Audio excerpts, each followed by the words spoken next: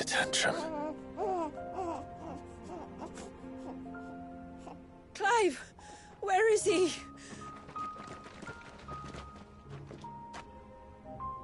Well, yes.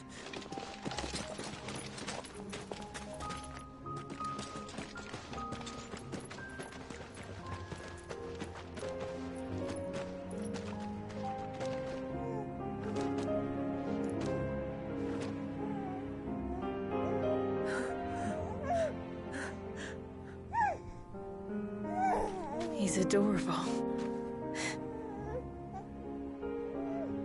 He is now. But did you see him a few moments ago? Clive, I don't know how to thank you.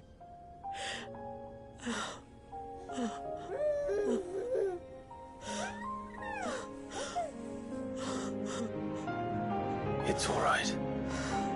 We should find him a dry blanket, though.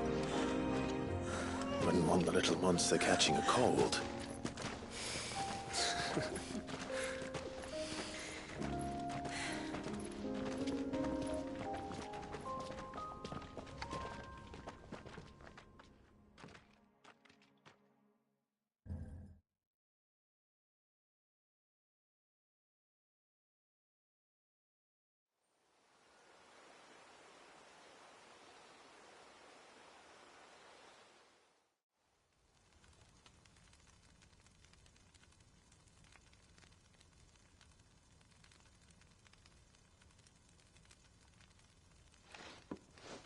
There. He's finally asleep. The poor thing had a long day. That makes two of us. So, what happens now? Now? Now, we make things right. How? By providing Walyas what he was denied. A place to learn and grow. A family to love and protect him. So that one day, when the wounds in his heart and mind have finally healed, he might decide for himself how he'd like to live the rest of his life. But until then, I'll stay by his side, come what may. Then he's a lucky boy. And not only because he'll have the best warrior this side of the belt to teach him the battle axe. She'll do her best. Shula. The beast that threatened your home is tamed. The empire that threatened your people toppled. Might it not be time to cast off your ancestors' glamour and retake your place in the Twins? Perhaps. It's not as if we have the crystals to maintain the wall much longer. But are we truly safe? Is the world truly ready to accept us for who we are and what we believe? If I remember rightly, you and yours still choose to remain hidden, do you not? We do. Well, your people will always be welcome in Haven, regardless. As will yours in the hideaway. We're allies now.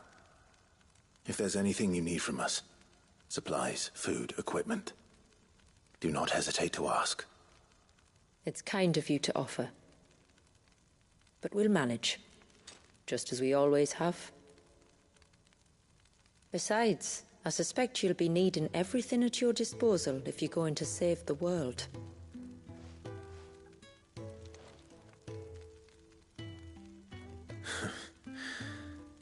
I fear much of it is past saving. The best we can do is strive to turn what's left into a world where we can all live as equals. A noble endeavor. And there'll be a place in this world for us, will there? For Walyas. For everyone. I swear it. Then we shall be waiting. Until the tides bear you back to shore.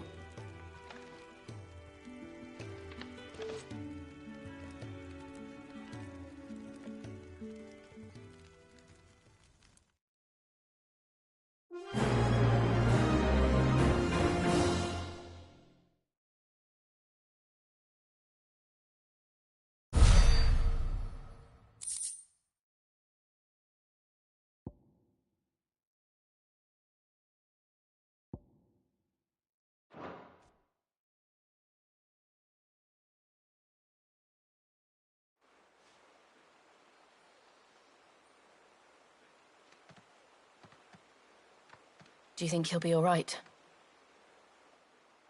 Well, yes. Only time will tell. But I can certainly think of worse places to spend one's childhood. The Moats of Water are a fine people, and they will take good care of him. Up by the Ver, Ultima spoke to me. He called Leviathan his most profaned fragment, and told me to redeem the sins that had laid him low. Is that so? The sins of Wallius's ancestors were grave indeed. To force him to prime at so tender an age. And to freeze him in time, that he might never know what it was to live. Yet I doubt either of those crimes was the source of Ultima's displeasure. It was that the Icon's power had been put to another purpose than the one he intended. To him, Leviathan must have seemed an aberration. Could that be why Ultima made no attempt to lead me to him? The fear that this profaned fragment might corrupt his vessel somehow. Perhaps. Or perhaps he simply deemed Leviathan surplus to requirements. Having concluded that his vessel might be made to serve his purposes without the full sum of his power. His purposes? There's no escaping them. Even here.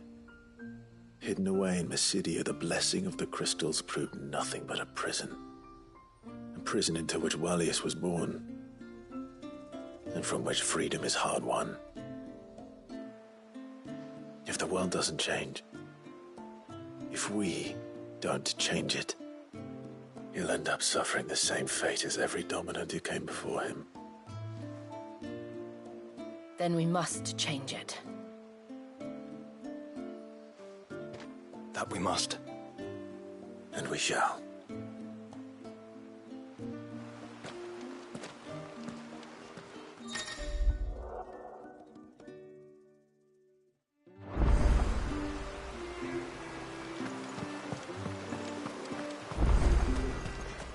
It is good to have him back. But how do we know the lad won't summon him?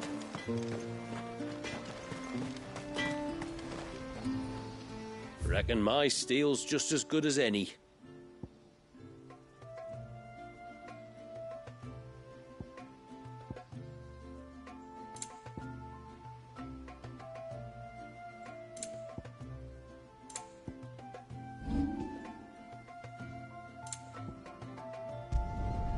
Done.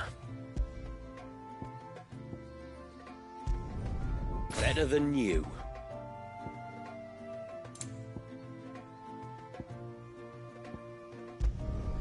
Will that do ya? Done.